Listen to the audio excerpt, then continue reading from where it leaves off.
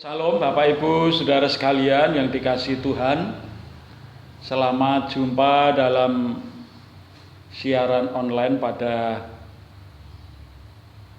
pagi hari ini dalam rangka memperingati kenaikan Tuhan Yesus ke surga. Kita terpaksa tidak bisa ibadah dengan tatap muka karena kita menghormati saudara-saudara kita yang sedang merayakan hari rayanya pada pagi hari ini.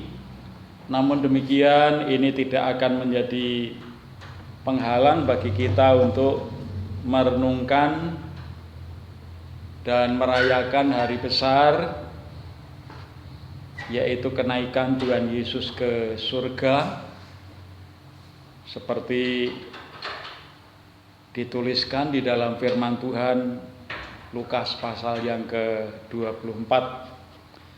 Kita berdoa lebih dahulu sebelum kita merenungkan firman Tuhan. Bapa kami surgawi, kami mengucap syukur kepadamu pada pagi hari ini.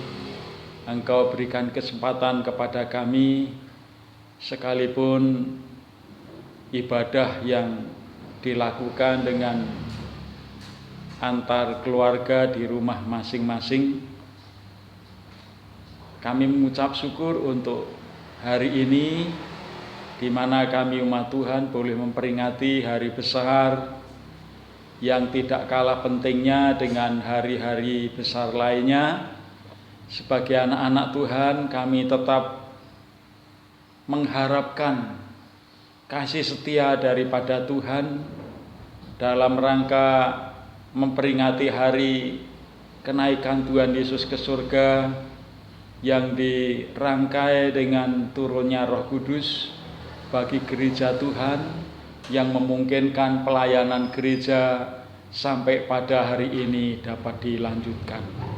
Kami bersyukur, urapi kami hamba-Mu, urapi anak-anak-Mu di rumah masing-masing, biar kami boleh mengucap syukur dengan keadaan yang seperti ini. Di dalam nama Tuhan Yesus Kristus kami mengucap syukur dan berdoa. Amin. Ayat yang saya ambil dalam rangka memperingati hari kenaikan Tuhan Yesus ke surga pada pagi hari ini terdapat di dalam Injil Lukas pasal 24 ayat 50 sampai dengan ayat yang ke-53 yang berbunyi demikian. Kenaikan Yesus.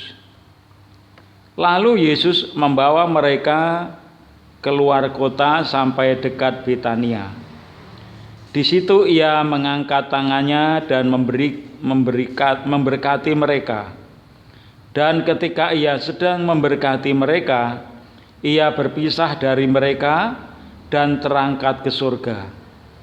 Mereka sujud menyembah kepadanya, lalu mereka pulang ke Yerusalem dengan sangat bersukacita. Mereka senantiasa berada di dalam bait Allah dan memuliakan Allah. Kedatangan Tuhan Yesus ke dunia ini sampai kepada saat kenaikannya ke surga tidak lepas daripada jadwal yang sudah ditentukan oleh Bapa kita surgawi, yang terutama kita ketahui adalah baik kedatangan sampai sekembalinya Tuhan Yesus naik ke surga jelas dicatat di dalam Alkitab. Allah di dalam mengerjakan penyelamatan, penebusan dari dosa dari umat manusia, seperti yang kita ketahui sampai pada saat ini, tidak dilakukan secara sembunyi-sembunyi. Kedatangan Tuhan Yesus ke dunia ini dalam rangka penebusan, semuanya dicatat di dalam Alkitab dengan perantaraan nubuatan para nabi. sampai kepada saatnya di mana Tuhan Yesus memulai pekerjaan pelayanannya di muka bumi ini. Hal-hal penting yang diajarkan kepada kita sebagai anak-anaknya, sebagai murid-muridnya, sampai kepada saat di mana Tuhan Yesus menyadari dan mengetahui bahwa dia akan menyelesaikan pekerjaan pelayanannya di muka bumi ini dengan mati di atas kayu salib. Bahkan sampai kepada saat kebangkitannya dari antara orang mati. Semua dicatat secara detail di dalam Alkitab dengan maksud kita dapat belajar mengenai apa yang direncanakan dari awal sampai pada akhirnya, terutama di dalam rangka penebusan manusia dari dosa. Nah, kali ini atau hari ini kita memperingati kenaikan Tuhan Yesus ke surga. Patut dicatat di situ bahwa dari pembacaan Lukas pasal 24 ayat 50 sampai kepada ayat yang ke-53, kenaikan Yesus ke surga meninggalkan beberapa hal sebagai catatan untuk diterima atau dipelajari. Antara lain, di dalam Yohanes pasal yang ke-16 ayat yang ke-7, Tuhan Yesus menyebutkan bahwa kenaikannya ke surga lebih berguna, ya, lebih berfaedah bagi para murid, terutama dalam rangka melanjutkan pelayanan daripada Tuhan Yesus di muka bumi ini yang disambungkan atau diteruskan, dipercayakan kepada para murid. Kita akan baca dalam Yohanes pasal 16 ayat yang ke-7. Injil Yohanes pasal yang ke-16 ayat yang ke-7. Namun benar yang kukatakan ini kepadamu adalah lebih berguna bagi kamu jika aku pergi. Sebab jikalau aku tidak pergi, penghibur itu tidak akan datang kepadamu.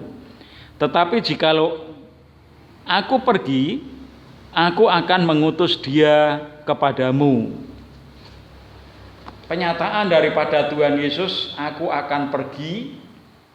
Yang dimaksud di sini adalah kembali ke tempat asalnya, ya, kembali ke surga. Ya. Dia datang karena kehendak daripada Bapa, bukan atas kehendak dirinya sendiri.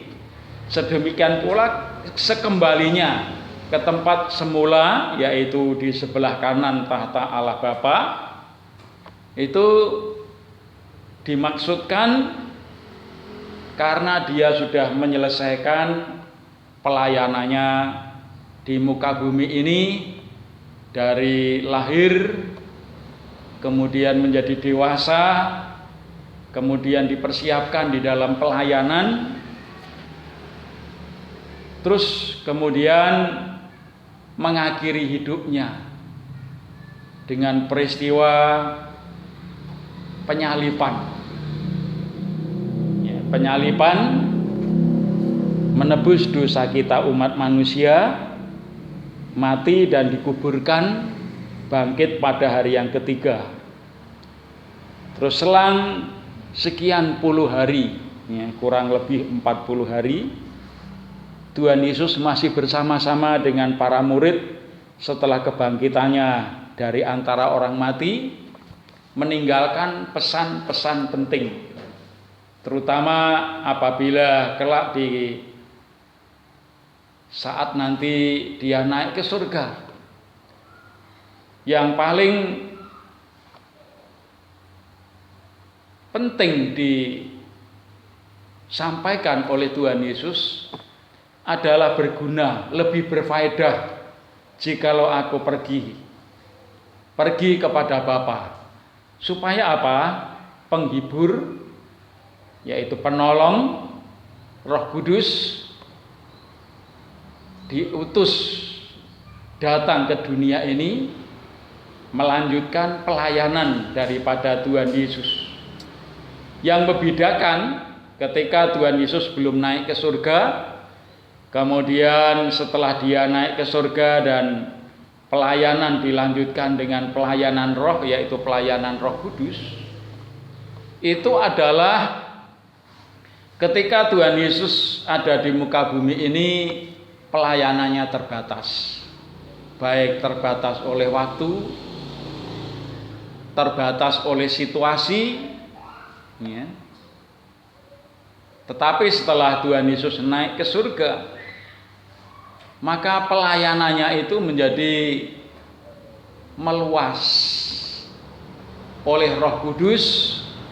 Roh yang sama bisa hadir di segala tempat dalam waktu yang bersamaan, karena roh yang dijanjikan oleh Tuhan itu adalah dimaksudkan supaya pelayanan daripada Tuhan Yesus dilipat gandakan, pelayanan yang diteruskan oleh kuasa Roh Kudus dalam waktu yang sama hadir di segala tempat, mengurapi orang-orang yang dipakai oleh Tuhan dalam rangka memberitakan Injil keselamatan. Penyataan daripada Tuhan Yesus di dalam Yohanes pasal yang ke-16 ayat yang ke-17 itu memaknai pelayanan yang dilakukan oleh Tuhan Yesus dan dilanjutkan oleh Roh Kudus. Pelayanan dapat diperluas, jangkauannya lebih luas, dan pelayanan atau jenis pelayanannya itu bisa diperbanyak. Ketika Tuhan Yesus datang ke dalam dunia dalam wujud manusia, tadi sudah saya katakan bahwa keberadaan beliau itu terbatas karena dia harus memakai tubuh manusia, ya, yang membatasi ruang, yang membatasi situasi. Tetapi setelah dia menyelesaikan pelayanannya di muka bumi ini, kemudian naik ke surga, kembali ke tempat asalnya, yaitu duduk di sebelah kanan tahta Allah Bapa. Tetapi ketika Tuhan Yesus mengajak para murid di salah satu bukit di mana Tuhan Yesus sudah katakan itu, para murid ini menjadi saksi mata untuk kenaikan daripada Tuhan Yesus. Sama seperti Tuhan Yesus datang, itu tidak juga dengan cara sembunyi-sembunyi, sekalipun itu di padang Efrata, di tempat penggembalaan, di tengah malam yang sunyi. Tetapi bagi Tuhan Yesus tidak kurang para malaikat yang menyambut kedatangannya di muka bumi ini dengan sorak-sorai gembira, dengan paduan suara yang menyertainya. Ditambahkan lagi juga di sana malaikat memberitahukan kepada para gembala yang ada di padang Efrata itu, hari ini telah lahir bagimu juru selamat. Jadi kedatangan maupun kepergian daripada Tuhan Yesus itu tidak dilakukan secara pribadi sendiri, tetapi disaksikan baik kedatangannya oleh para gembala dan para malaikat, kemudian kenaikannya ke surga pun murid-murid yang pada waktu itu dekat dengan beliau diajak ke salah satu bukit. Di sana Tuhan Yesus berpesan, kamu jangan tinggalkan Yerusalem sampai kepada penolong, yaitu Roh Kudus, dicurahkan bagi kamu, maka Dia yang akan menyertai kamu di dalam pelayanan dan memberikan karunia-karunia dan tanda-tanda mujizat yang menyertai pelayanan mereka. Berikutnya, jika Ia naik ke surga, maka penghibur yang diutus akan datang untuk menyertai dan tinggal di dalam hati mereka. Pesan ini disampaikan oleh Tuhan Yesus tidak hanya sekali, dua kali. Yohanes pasal yang ke-14, ayat yang ke-16 dan ayat yang ke-17. Yohanes pasal yang ke-14, ayat 16 sampai kepada ayat yang ke-17. Aku akan meminta kepada Bapa, dan Ia akan memberikan kepadamu seorang penolong yang lain, supaya Ia menyertai kamu sampai selama-lamanya, yaitu Roh kebenaran. Dunia tidak dapat menerima Dia, sebab dunia tidak melihat Dia dan tidak mengenal Dia. Tetapi kamu mengenal Dia, sebab Ia menyertai kamu dan akan diam di dalam kamu. Jadi pesan daripada Tuhan Yesus sebelum kenaikannya ke surga, penghibur yaitu penolong yang akan menyertai pelayanan para murid itu akan menyertai setiap saat dan setiap waktu. Selain daripada menyertai, maka Roh Kudus itu adalah karena Dia adalah pribadi daripada Roh Allah, akan diam di dalam hati kamu. Jadi Roh Kudus di sini adalah pribadi selain daripada mendampingi pelayanan para murid yang akan memberitakan berita keselamatan lebih lanjut, maka Roh Kudus itu akan diam di dalam hati para murid, dan tentunya adalah akan diam di dalam hati setiap orang yang percaya, yang telah menerima berita kabar keselamatan itu kepada mereka. Ia akan memimpin para murid ke dalam seluruh kebenaran. Selain daripada peranan Roh Kudus yang akan menyertai dan diam di dalam hati mereka, maka peranan daripada Roh Kudus ialah mengingatkan mengenai apa yang pernah diajarkan oleh Tuhan Yesus kepada mereka. Tetapi Roh Kudus yang adalah roh yang aktif, maka dikatakan Ia akan memimpin para murid ke dalam seluruh kebenaran. Dengan arti kata bahwa orang yang dipimpin oleh Roh Kudus, tidak mungkin Allah akan membiarkan para murid itu dalam perjalanan imannya itu menjadi tersesat. Roh Kudus itu akan mengawal dan memimpin di dalam seluruh kebenaran. Sama seperti Tuhan Yesus adalah jalan, kebenaran, dan hidup, maka roh yang sama itu akan memimpin para murid itu di dalam seluruh kebenaran, baik yang diajarkan oleh Tuhan Yesus pada waktu ada di antara mereka, maupun kebenaran yang melekat kepada intisari daripada kebenaran firman Tuhan, yaitu Alkitab. Ia akan memuliakan nama Yesus dan memberitakan hal-hal yang akan datang. Jadi selain daripada Roh Kudus mengawal kehidupan daripada anak-anak Tuhan supaya mereka tetap konsisten hidup di dalam kebenaran, hidup di dalam kekudusan, karena nama lain daripada roh Allah, roh kebenaran, itu adalah Roh Kudus sendiri. Nah, mengapa dia disebut menjadi Roh Kudus? Karena dia adalah roh yang kudus yang datang daripada Allah, yang menjaga, melindungi anak-anak Tuhan supaya mereka hidup di dalam kebenaran dan hidup di dalam kekudusan. Karena firman Tuhan mengatakan tanpa kekudusan tidak seorang pun akan dapat melihat Tuhan. Jadi ada rangkaian mengenai turunnya Roh Kudus di dalam kehidupan orang-orang percaya setelah Tuhan Yesus menyelesaikan pelayanannya di muka bumi ini.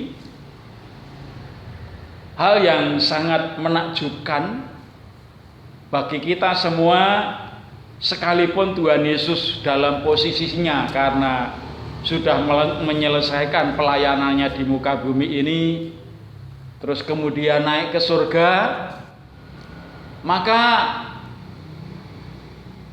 Tuhan Yesus yang adalah Allah yang memenuhi alam semesta ini, dia tidak duduk secara pasif di sebelah kanan tahta Allah, tetapi Tuhan Yesus juga turut aktif, terutama di dalam menyertai para murid, di dalam memberitakan berita keselamatan ke ujung bumi.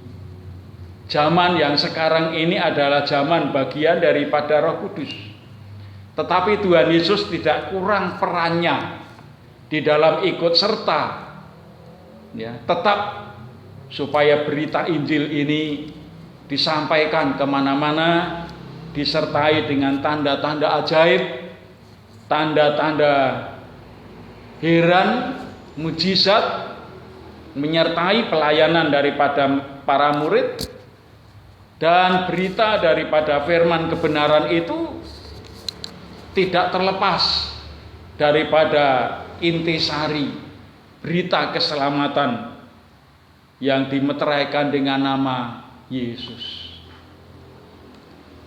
Makanya firman Tuhan mengatakan apabila dikemukakan di sana berita tentang Allah Bapa yang Maha Kuasa, Allah Anak atau Anak Allah yang tunggal, Tuhan Yesus Kristus, dan persekutuan dengan Roh Kudus, itu adalah 3 oknum yang tidak bisa dipisah-pisahkan, ya. 3 oknum dalam satu pribadi. 3 oknum dalam satu pribadi. Nama Allah Bapa, Putra, dan Roh Kudus adalah paket lengkap di mana saling mengisi, saling melengkapi, terutama di dalam hal mensahkan berita keselamatan. Dan di dalam Yohanes pasal yang ke-16 ayat yang ke-13, 14 dan 15. Yohanes pasal yang ke-16, 13, 14 dan 15. Tetapi apabila ia datang, yaitu Roh kebenaran, ia akan memimpin kamu di dalam seluruh kebenaran, sebab ia tidak akan berkata-kata dari dirinya sendiri, tetapi segala sesuatu yang didengarnya itulah yang akan dikatakannya, dan ia akan memberitakan kepadamu hal-hal yang akan datang. Ia akan memuliakan aku, sebab ia akan memberitakan kepada kamu apa yang diterimanya daripadaku. Segala sesuatu yang Bapa punya adalah aku punya. Sebab itu aku berkata, ia akan memberitakan kepadamu apa yang diterimanya daripadaku. Jelas di sini oknum Tritunggal daripada Allah dalam tugasnya ada kaitan satu dengan yang lain. Roh Kudus tidak akan bekerja dengan diri pribadinya sendiri tanpa firman. kebenaran, yaitu Tuhan Yesus. Firman kebenaran tidak akan dapat diberitakan secara utuh kalau Allah Bapa tidak menyertainya. Jadi ketika oknum Tritunggal daripada Allah, Allah Bapa, Putra dan Roh Kudus menyatu, ya, satu dengan yang lain, terikat satu dengan yang lain, terutama di dalam mensahkan berita keselamatan yang harus sampai ke ujung-ujung bumi. Bapak Ibu Saudara sekalian, renungan singkat yang pada pagi hari ini telah saya sampaikan akan memberikan motivasi di dalam kehidupan kita sebagai orang percaya, terutama di dalam aktivitas pelayanan kegerejaan, kait-mengkait satu dengan yang lain. Yang jelas bahwa kita sebagai anggota tubuhnya tidak bekerja sendirian, ya. Tetapi Allah memberikan ilham kepada kita dengan firman kebenarannya yang dimeteraikan oleh kuasa Roh Kudus. Kalau demikian ada rangkaian yang saling mengikat, berita tentang keselamatan yang disampaikan sampai ke ujung-ujung bumi, maka bagi kita sebagai orang-orang yang percaya akan dipermudah karena dilengkapi dengan kuasa yang datang dari tempat yang maha tinggi. Jadi selesai peringatan daripada kenaikan Yesus ke surga, bagi kita percaya adanya hari Pentakosta.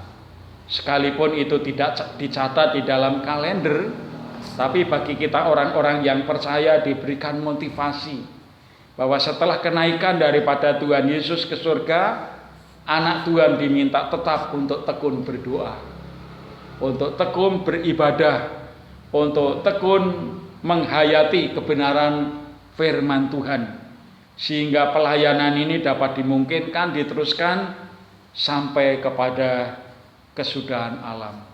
Tuhan memberkati kita sekalian. Mari kita datang kepada Tuhan di dalam doa. Bapa kami surgawi, kami bersyukur untuk saat teduh, saat dimana kami merenungkan kembali makna kenaikan daripada Tuhan Yesus ke surga setelah beliau menyelesaikan pelayanannya di muka bumi ini. Kami bersyukur Tuhan bahwa kesinambungan pelayanan pekerjaan Tuhan, terutama menyampaikan kabar keselamatan kepada segala bangsa, kami tidak ditinggalkan sendirian. Firman Tuhan mengatakan bahwa aku menyertai kamu sampai kepada kesudahan alam.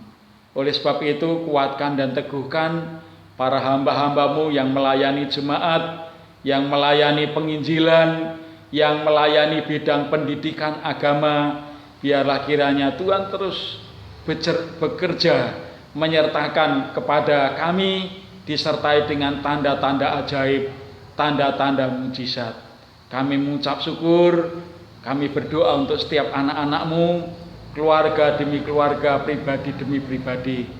Berkati kehidupan mereka Tuhan, biar damai sejahtera Allah yang melampaui segala akal akan mengawali hati dan pikiran kami di dalam nama Tuhan Yesus. Oleh sebab itu, Bapak Ibu Saudara sekalian, mengakhiri renungan bahkan doa pada pagi hari ini, kita terima berkat yang dari Tuhan, yaitu di dalam nama Allah Bapa, Putra dan Roh Kudus, yaitu di dalam nama Tuhan Yesus. Kiranya Dia tetap menyertai dan memberkati pelayanan kita bersama mulai hari ini sampai Tuhan Yesus datang kembali yang kedua kali. Di dalam nama Tuhan Yesus Kristus. Amin.